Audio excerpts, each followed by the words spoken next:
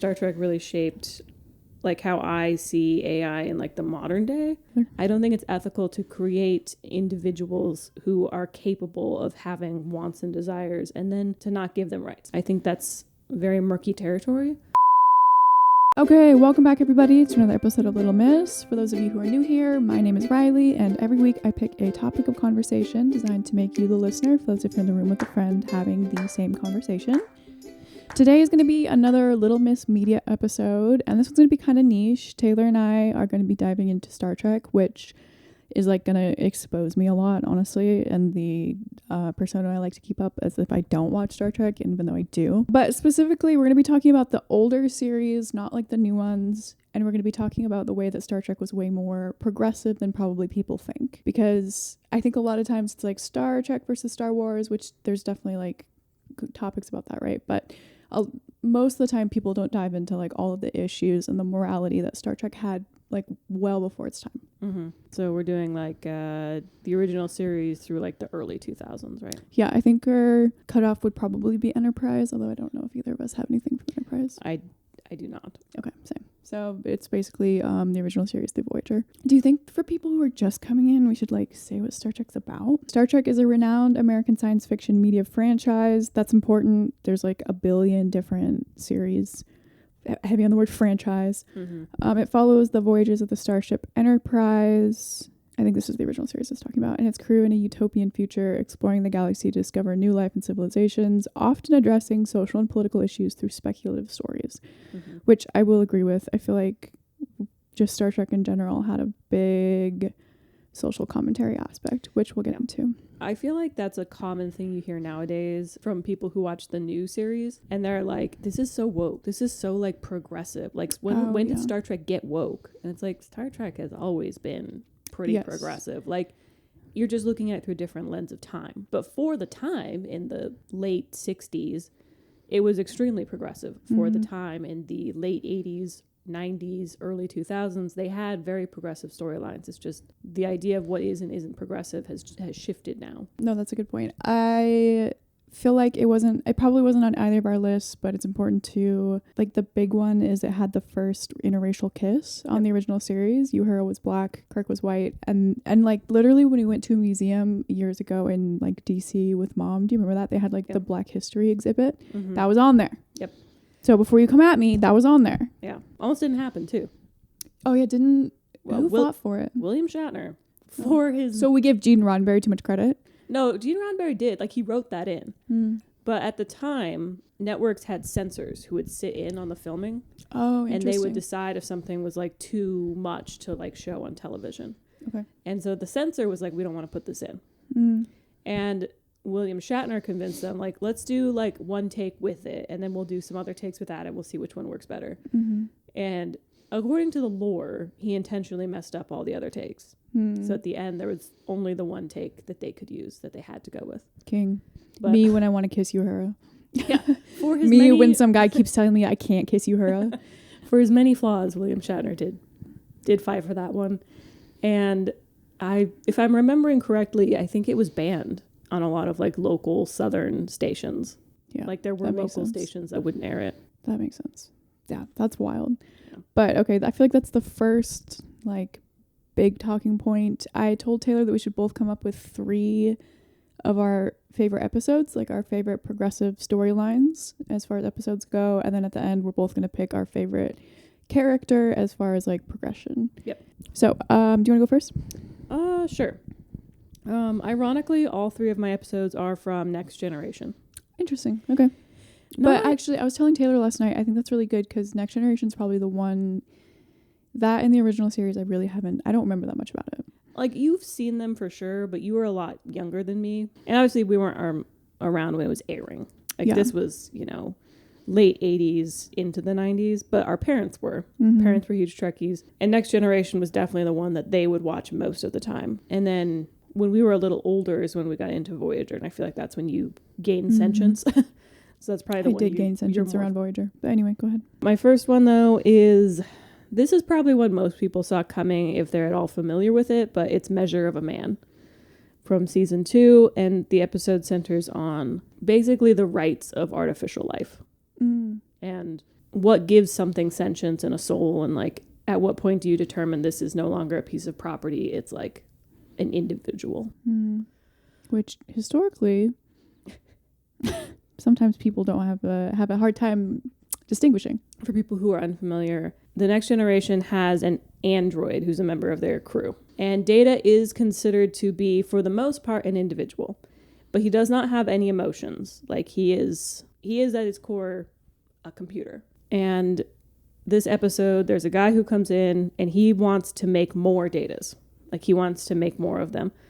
But in order to do it, he would have to take Data apart, including his brain. Like he wants to study Data and figure out how he's put together, because they found him.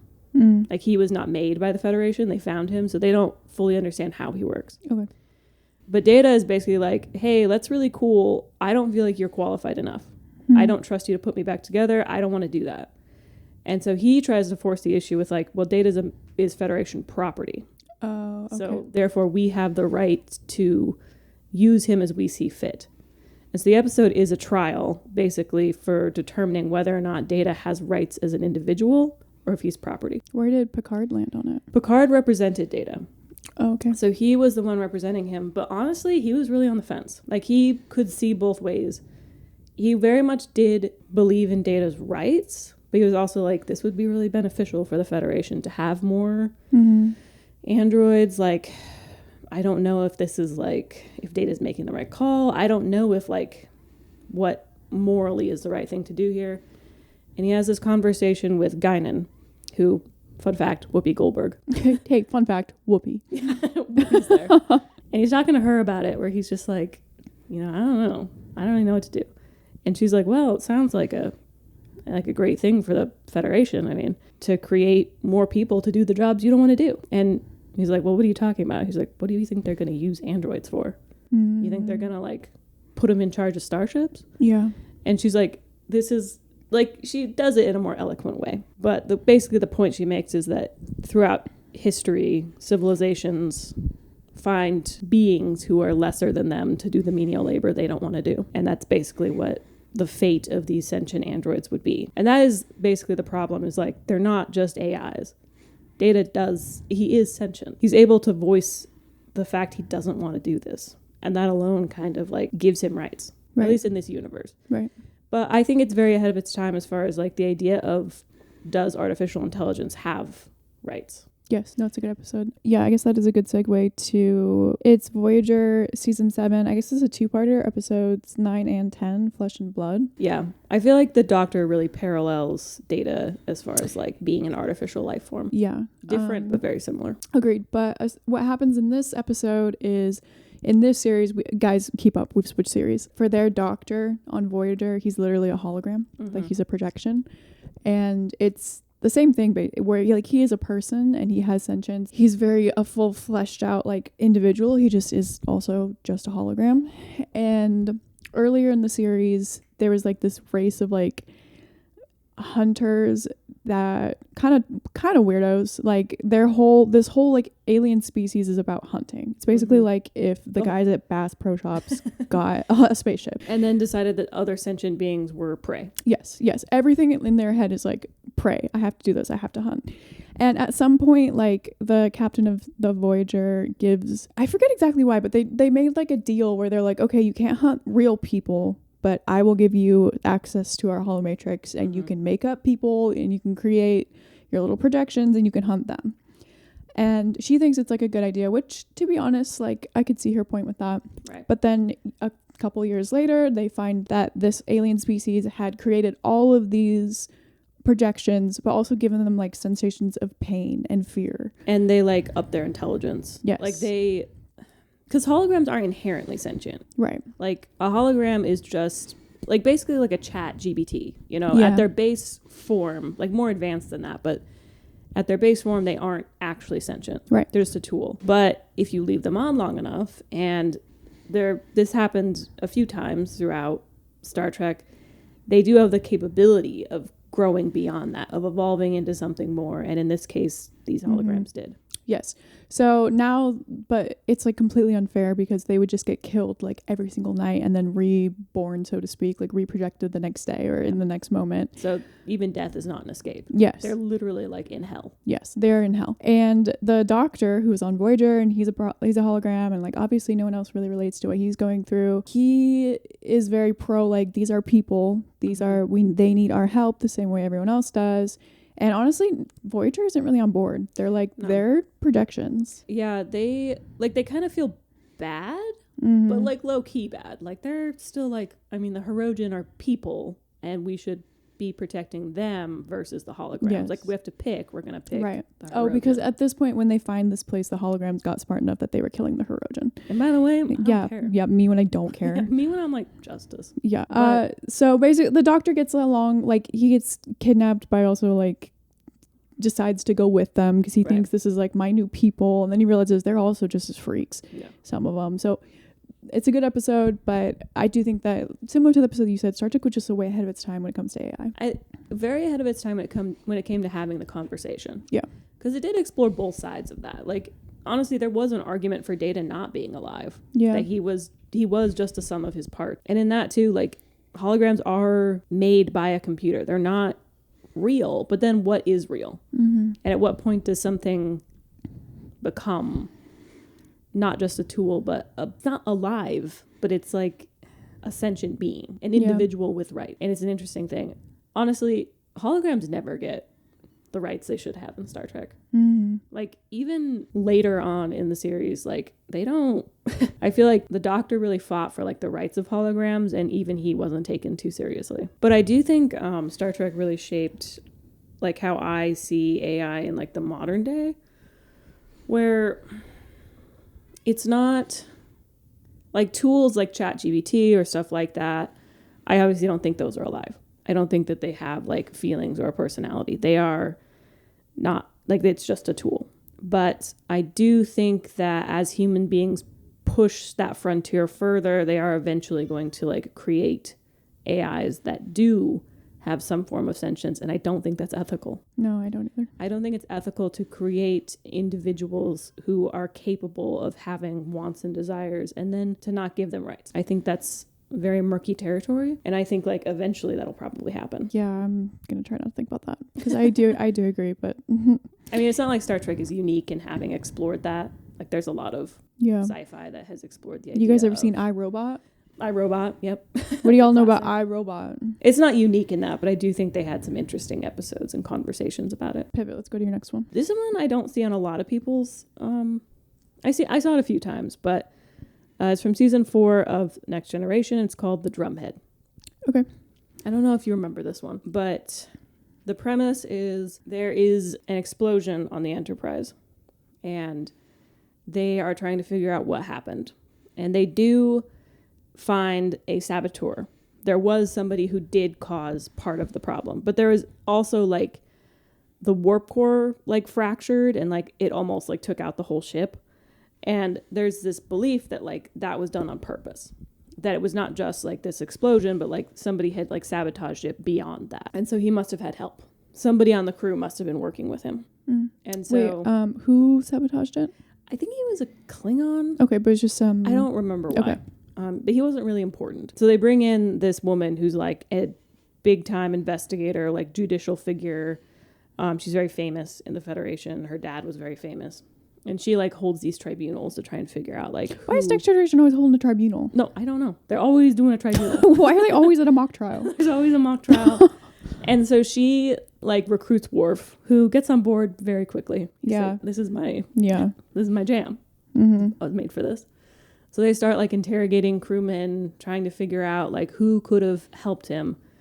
And they find this one crewman. He's not even like, he's enlisted, which means he's not an officer. He's not an ensign or anything. He's like below that. And his file says he is 1/4 Vulcan.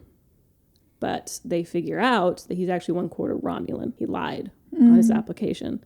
His grandfather was Romulan. And so they're like, yeah, he did it for sure. Like this kid definitely did it. And they start like picking apart his life, and this kid's whole life is falling apart. And Picard kind of like stands there for a minute. Like he lets it happen for a while. And eventually he's just kind of like, I think maybe this has gone on far enough. Like, I don't actually think you have any evidence that he did anything. I think that you just figured out like his ethnicity and now you've decided to pin it on him. I don't think he did it. Or at the very least, I don't think you have the evidence. And it's very much like about due process and the idea that like how people, even in like a utopian society, will so quickly give up the rights of individuals in exchange for security.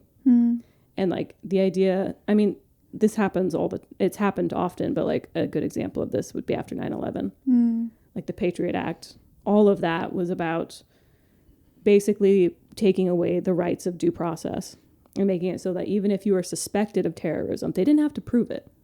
If you were suspected of it, they would take you away and you didn't get a trial. You didn't get a lawyer. And that was very much what this is like, reminded me of. And obviously it's before that. Which is interesting. This is from probably the early 90s. But at the end of it, like, and anybody who speaks up, and like Picard even is like, hey, I think maybe we've taken this too far. She just spins it around on them. And she's like, no, I think maybe you are the problem. Maybe you helped them. In the end, they figure out it was just like a problem in manufacturing. It wasn't him at all. No. Like the one guy, the Klingon, did sabotage something. But like this problem with the warp core was completely unrelated. It was just a coincidence. And they basically ruined this kid's life for nothing. Good one. It's definitely one of my favorites. And I do think it shaped a lot of the way that I view, like, when people are, like, do the ends justify the means? Like, especially in the legal system, is, you know, advanced interrogation or taking away somebody's rights, does that ever actually equal a result that's justifiable? And I think it's a really good episode. Okay, my next one is season 3, episode 23 of Deep Space Nine. And again, guys, keep up. I pivoted the starships. Okay, we're on a different one. Keep up. I'm glad that you have some from multiple ones. Yeah, mine are all from different ones. This is the one where Quark, who, just for like slight background on Ferengis, they are like only the way that the Herosians hunt, Ferengis make money.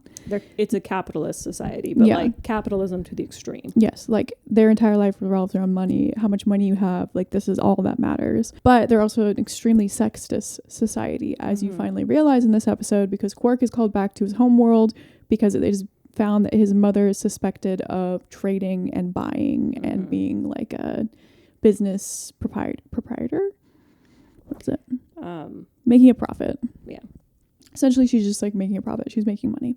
And this was like the first episode that I really saw the inside of Ferengi like homes and cultures that I remember, because it was such a good commentary on women because they reversed it. So Quark goes home and his mother's wearing clothes and he's like, no, it's like the same as if like I came out in like a string bikini. Like Quark was like, this is disgusting. Like, you're wearing clothes, you feminist freak. He was like, I came home and my mom is a feminist freak because she's wearing clothes. Like, what a slut and a whore. Literally, that was the vibe. He was like, can you please get naked? And like hearing it like that, I was like, oh my God.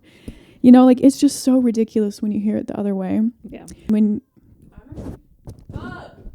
Okay, where was I? The getting naked thing. Oh, yes, the getting naked thing. Yeah, it was just like every sexist norm, not every, because she couldn't operate land or like have money or anything. But the problem is that she was very smart and like she had like assets everywhere. Yeah. And he was like, well, they found this one. And basically then she's like, well, we're going to find a lot more because I've been doing this for a long time. And it's like illegal in their society to the point where like they confiscate his assets. Yes, and that's when he gets really upset because he's like, well, they're going to come from my money. Yeah. And then like his brother comes along who is much more passive than him. And he's like, well, if she's happy, maybe she doesn't have, maybe she can wear clothes. Yeah. And Quark's like, shut up.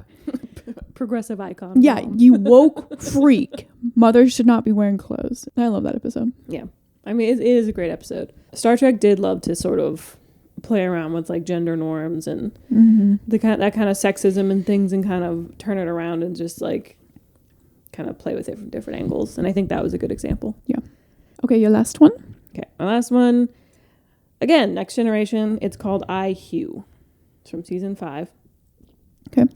I don't know if you remember this one either, but this is where they find this crashed Borg ship, and they find one Borg that's still alive.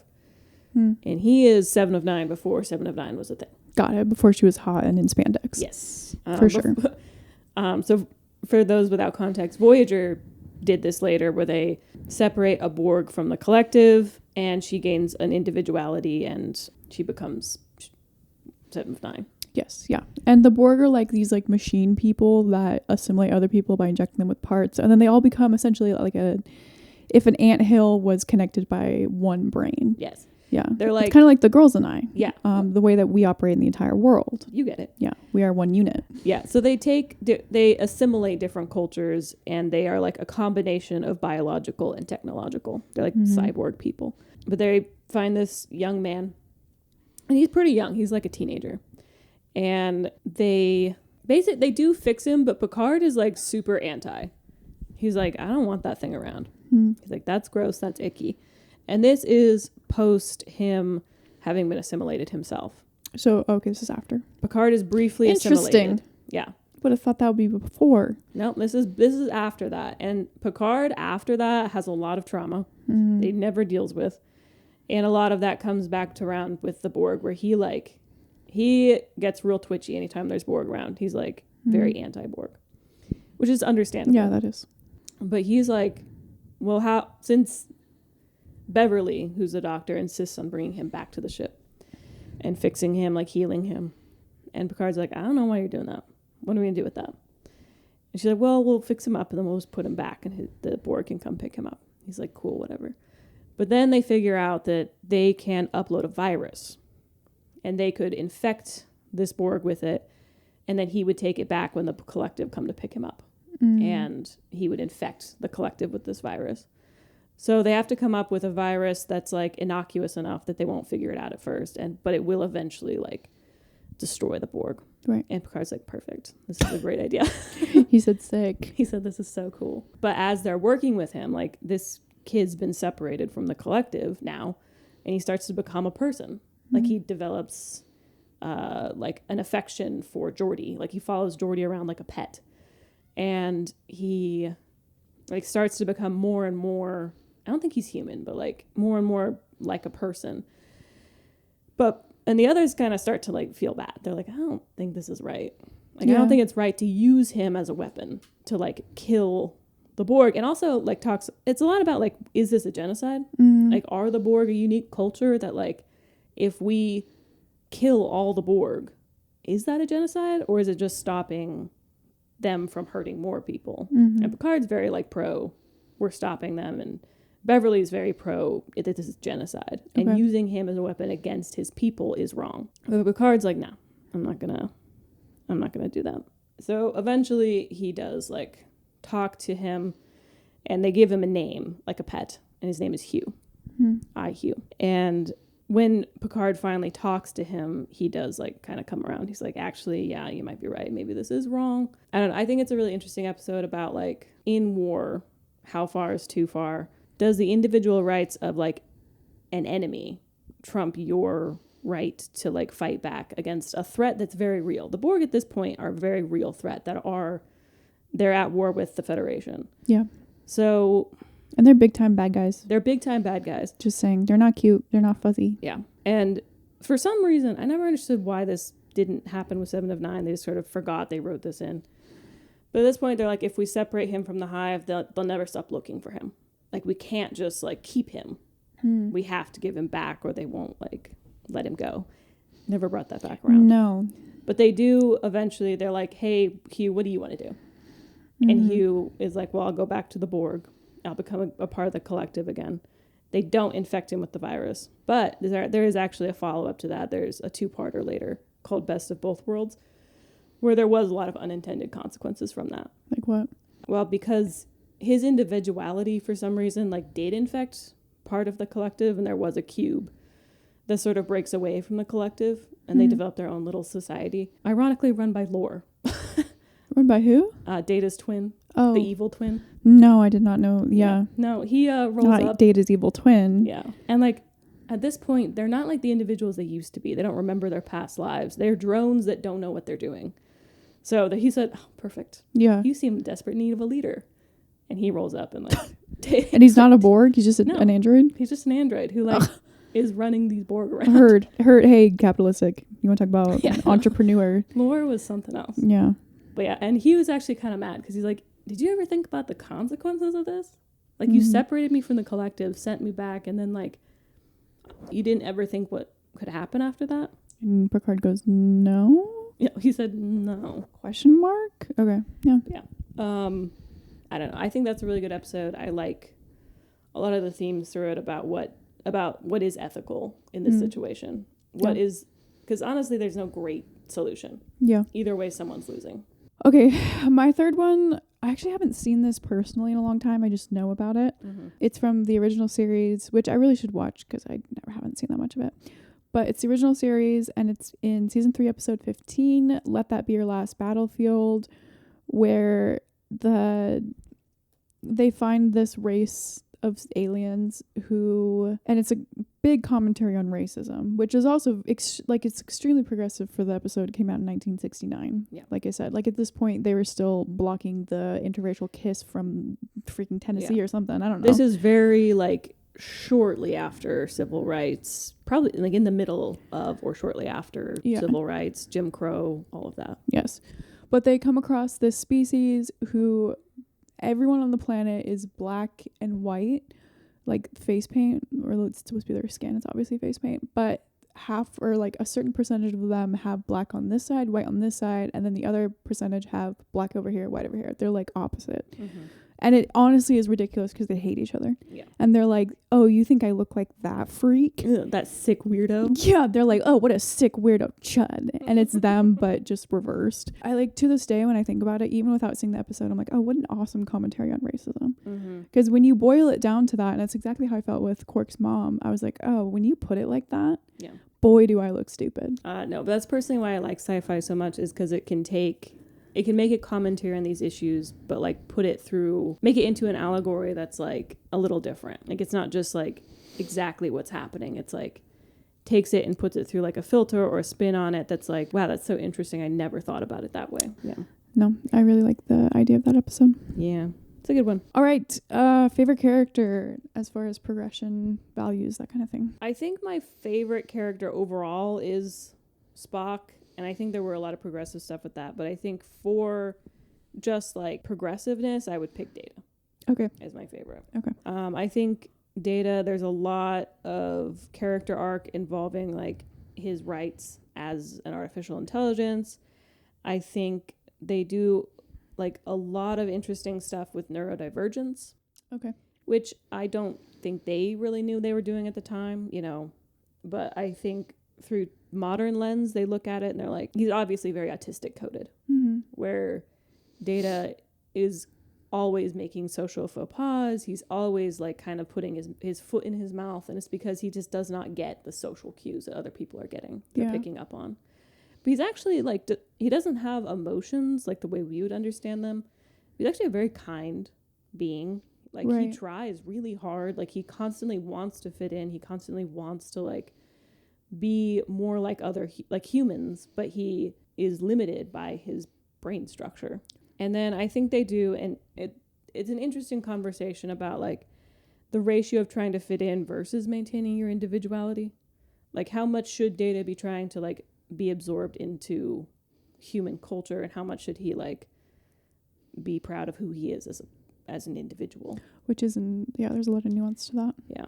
And I think the series was, we're looking at it through a modern lens now, but at the time they were more like, it's good that Data's trying to fit in. I think if this was made today, they would probably do a little bit more with his individuality. But I do think Data was a super interesting character, and I think there's a lot there that like was very ahead of its time. No, I love Data. For me, the character I chose, I don't know if I have like an overall favorite character. For this episode, I chose Jadzia Dax from Deep Space Nine. Love her. I love her. First of all, super hot. Thank you. If you see actually Star Trek in general has some of the most beautiful women I've ever seen. Yeah, they found mostly pretty average men. Yes. Mm-hmm. I mean, there's a couple. There's some exceptions to that, but like the men are there. Yeah. The women are like the most beautiful women you've ever seen. Yeah, it's insane. But Dax in Deep Space Nine is from the species called Trill. And guys, bear with me when I tell you this. But it's like a symbiosis, like basically a worm that attaches to a host of this species. And the worm, it never dies, because as soon as the host gets old or dies for whatever reason, the worm just finds a new one. Yeah. So by the time... take it out and put it in someone else. Exactly. So by the time that Dax shows up on Deep Space Nine, she's already lived like 6 lives. She's had multiple lives. Yes, like a lot. And it was just a really interesting commentary on gender, I would say, just in the fact that like it just didn't matter, you know, because the captain of Deep Space Nine or whatever Cisco, he knew Dax from his previous host. Like he had like a male friend that he'd had in for years and had all these memories with and was like very connected to. And then that friend died, and this worm got put into a new like beautiful woman. But honestly, Cisco always thought of like, he didn't think of her as a man, but he always saw his friend. Right. It just didn't matter like what body it was in. And I thought that was just such an interesting like commentary on, we just put so much emphasis on gender, and it's like, guys, they're people. They're just people. They're just people. Yeah. And I think Jadzia was a super interesting character for a lot of different reasons, but I mean the Trill as a concept are super interesting. Yes, they are. Yeah. Also a little gross. Did you have any honorable mentions as far as episodes go? An honorable mention, it's not an episode, but it's a storyline. And I was going to throw out the Maquis. I would have included an episode about them, but I couldn't pick an episode. Okay. So like, just like as a storyline, I think the Maquis is super interesting because like basically the Federation is at war with another species. They're at war with everybody. The Cardassians. And as part of the peace treaty, they agree to this boundary. And some of the planets that are on the Cardassian side of the boundary are Federation colonies. And they offer, they're like, hey, we'll evacuate you, we'll set you up somewhere new. But like these people have lived there their whole lives. This is their home. So a lot of people choose to stay. But now they're Cardassian citizens under Cardassian rule. And Cardassians, spoiler alert, super brutal. Very brutal culture. They're not very nice. And most of them don't really like it. And so the Maquis form. And like, at the end of the day, they're terrorists. Like, there's no easy way to sugarcoat it. Like, they are terrorists. They're guerrilla warriors. They fight behind enemy lines to attack the Cardassians. The Cardassians are not happy about it because they're like, you know, we signed this peace treaty and your people are still over here like causing trouble. So the Federation multiple times tries to help them like get rid of the Maquis. They're like, yeah, you guys can't be doing this. Like, we signed a peace treaty. You need to stop. And they're like, no. Yeah, and period. So they're also like connected to Bajor. You know, that's one of the planets affected by this. The Bajorans themselves are not like the Maquis, but there's a symbiotic connection there. Just because they're both anti-Cardassian. Yeah. And they're both freedom fighters. They both basically kill a lot of Cardassians. And I think they do a really good job with the Maquis of like talking about basically what is ethical when you are the oppressed. And the oppressor is actively trying to like wipe you out. Like, it's not just like they're kind of mean. It's like they're trying to commit a genocide. So like, you as the oppressed, like, do you have an ethical obligation to like pull your punches? And I think it's an interesting storyline. And I always like the Maquis as a concept and like the story that they told. And then of course in Voyager, half the crew is Maquis. When does the Maquis, was that in Next Generation?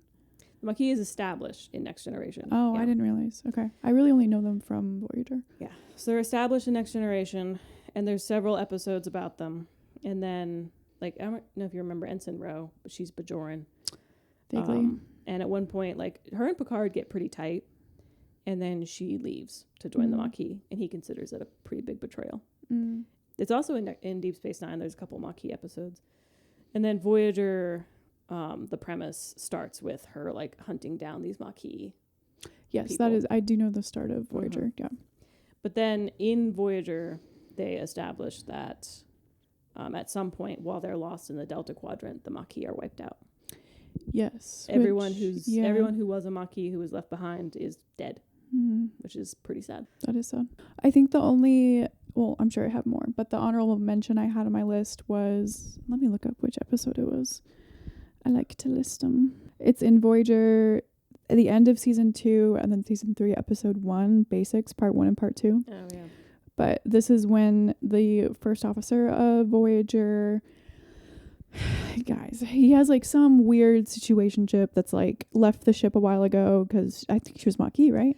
She was a member of the Maquis, but she was actually a Cardassian, which is like, don't piss me surgically off. altered to infiltrate the Maquis and betray them. She was like a Cardassian spy. Okay, cool. But they were hooking up. Yeah, so he has this like, yes, exactly. He has this weird situationship, and she's super obsessed with him, super in love with him, and really weird. Yeah, uncomfy vibes. And he didn't go with her, and so she comes back, and she has this whole other like species, this other alien species she found to like lore style on the cube, just command around. Yeah, she finds the Kazon for some reason, and all of a sudden they do all her bidding. Yeah, which she's running the Kazon. Yeah, she's heading up the Kazon. But she comes back, and I think she sends a message to Chakotay before she comes back, and is like, "Hey, just so you know, like, I stole your DNA. I impregnated myself, and now you're about to have a baby ho. So I hope you're ready to be a dad." Yeah. And it was just this super interesting commentary on sexual assault of men. Yeah. And their responsibility to it, because Chakotay is Native American, and he goes into like this hologram basically of his, was it his father? I think it was his father. It was his father. Yeah. Yeah. So he like makes this hologram so he can go back and talk to his dad about it, and he tells his dad like, I have no responsibility to this baby because I didn't ask for it. He's like, no, I didn't have like a part in its creation. Yes. Like this was done without my consent. Yes. And he uses the word consent specifically. Which is very interesting. And the dad essentially is like, yeah, this is maybe less progressive, but dad's like, hey, man up, go get your kid. He said, yeah, but that's still your baby. And I just did think it was an interesting episode on where responsibility really lies when it comes to things that are unfair. Yeah. And then you find out that the baby ain't even his. Yeah. So, because Seska's a liar. But it was just super interesting to see where men fall on that. Yeah. And, like, how it affected him. Yeah. Because he was really upset about it. Like, was not unaffected by the fact, like, she had created a life without his consent. Yeah. And his dad makes the point that, like, the babies already exist. Like, the baby has been born. That can't be undone. And in their tribe, they had women who did not give consent and ended up pregnant by colonizers. And he's like, those babies were still a part of our tribe, and they were still loved as members of our tribe. And, you know, just because you didn't actively consent to this, like, the baby does still exist, and you need to decide if you want to, like, accept it into your tribe or not. Yeah. I like that they just like flat out were like, well, our women were horribly abused generations ago. Yeah. And you're here. So I guess they must have kept some of them babies. Yeah. And he says like one of our ancestors. So like one of Chakotay's ancestors did have to deal with the consequences of that. But I think it's a really interesting like couple of episodes, and mostly his reaction to it and like the crew's reaction to it. Because nobody on the crew is like, we have to go do this. They're all like, what do you want to do? Like, they all are very much like, we are going to do what you want to do. If you want to go, we'll go. If you don't, we're not going to make you. Yeah. And the real moral of that story, the progression that all of us need, is don't date weirdos. Yeah. Quit dating women that take your DNA and try to make babies. Yeah. You're sick of it. Stop. Seska was the worst. Seska, you knew there was crazy in her eyes when you met. Yeah. Pass. Yeah. Anything else we didn't touch on? No, I think that's probably a good place to wrap up. I definitely like have more on this list, but I think I could talk about this forever. I did like this though. If people like it, we should do a part 2. If you liked this episode, please like, comment, subscribe. It helps me out a lot. If you're on YouTube and watching, if you could follow, I would so appreciate it. Instagram, TikTok, I post all the time, so surely if it's pretty easy to find. So thank you everybody, and we'll see you next week. Bye. Bye.